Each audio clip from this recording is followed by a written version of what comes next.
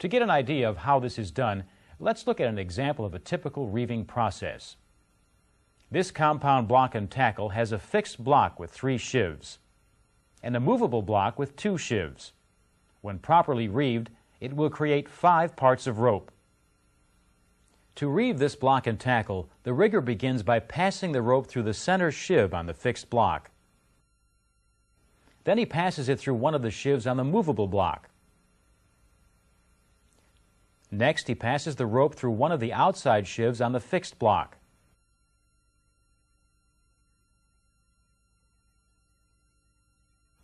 Then through the other sheave on the movable block. Next, he passes the rope through the other outside sheave on the fixed block.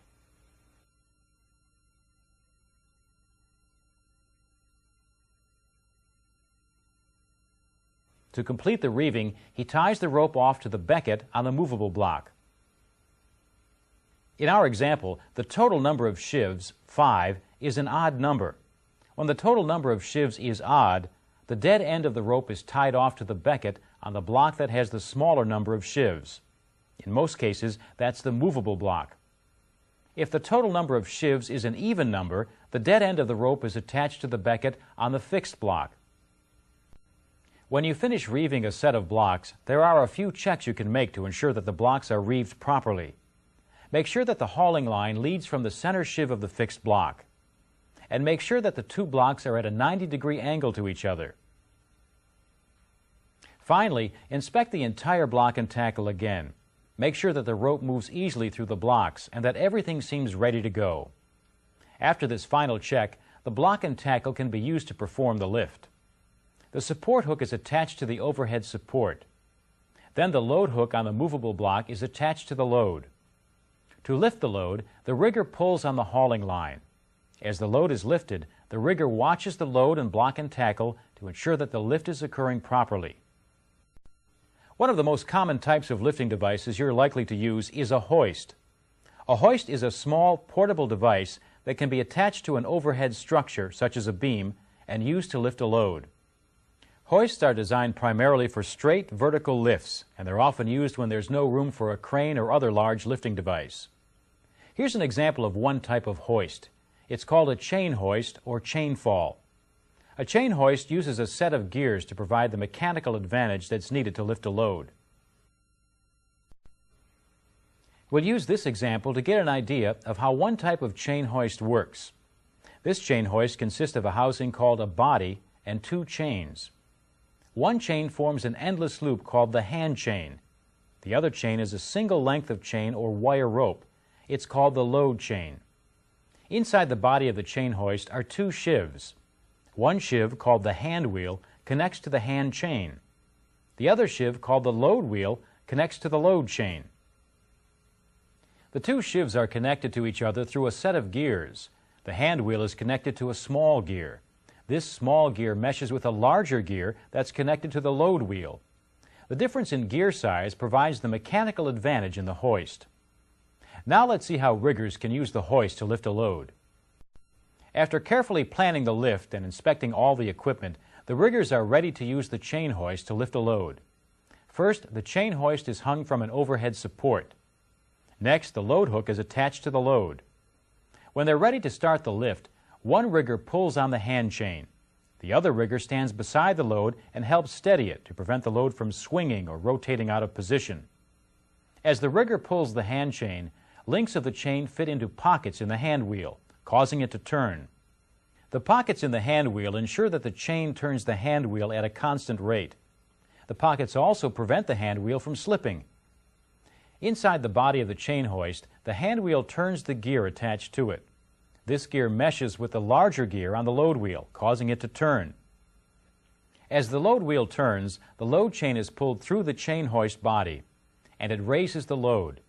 Excess chain hangs below the body in a loop called the tail chain. The end of the tail chain is connected to the body of the hoist to prevent the load chain from feeding completely out of the body. Most chain hoists also have a ratchet mechanism inside the body. The ratchet acts as a brake to hold the load in place as it's being lifted. Some chain hoists use an electric or pneumatic motor to drive the hand wheel. Motorized hoists are often used in situations where repeated lifts are made. The motor is controlled from a remote control panel, which is often called a pendant controller. Motorized chain hoists can raise and lower loads faster than hand-operated hoists. However, they can only be used where a source of electricity or compressed air is located nearby. Another commonly used type of hoist is a come-along or ratchet lift. A come-along uses a handle and ratchet mechanism to move a load chain through a body and lift a load. Another commonly used type of hoist is a come-along or ratchet lift. A come-along uses a handle and ratchet mechanism to move a load chain through a body and lift a load. The body contains the ratchet mechanism, a ratchet handle, and a ratchet release lever. The ratchet release lever allows the rigger to change the direction of the chain movement through the body. If the lever is set in the middle position, the chain can be pulled freely through the body.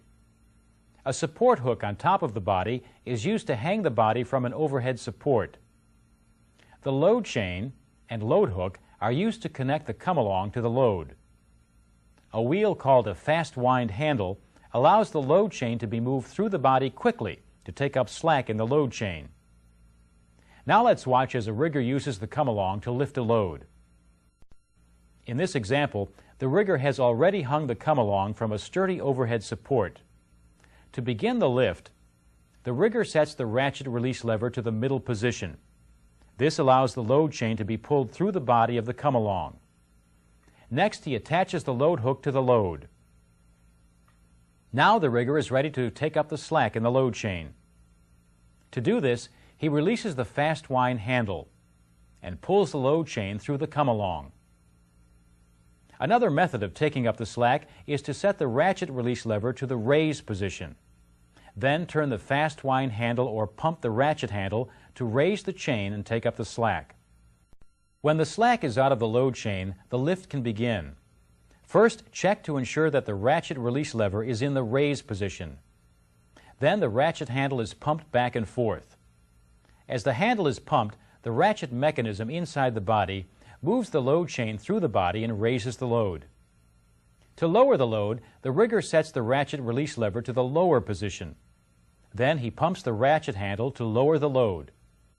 Jacks are small portable lifting devices that use leverage or hydraulic pressure to lift and support a load. Unlike hoists and winches, which lift from above, jacks are typically placed underneath a load.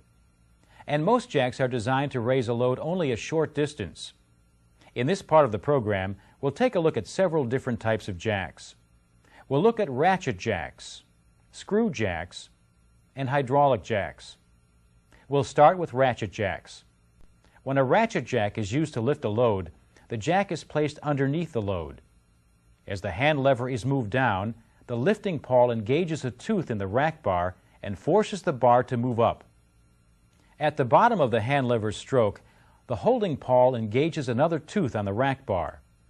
The holding pawl holds the rack bar in position as the hand lever is moved back up. At the top of the stroke, the lifting pawl engages another tooth on the rack bar, and the process can be repeated. Another common type of jack is a screw jack. A screw jack, or bottle jack as it sometimes is called, is basically a screw inside a casing. The jack lifts the load as the screw is turned. When the handle on the screw jack is turned, the threads on the outside of the screw mesh with the threads on the inside of the jack casing. This causes the screw to raise or lower, which also raises or lowers the load. The next type of jack we're going to look at is a hydraulic jack.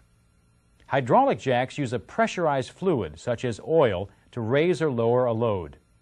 A hydraulic jack uses a pump to pressurize fluid that's stored inside a reservoir. The fluid is then pumped from the reservoir into an area below a piston.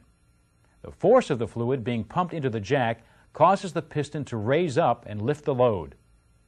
When the pressure release valve is opened, the pressure on the hydraulic fluid is released. The weight of the load then forces the piston to retract and the load is lowered.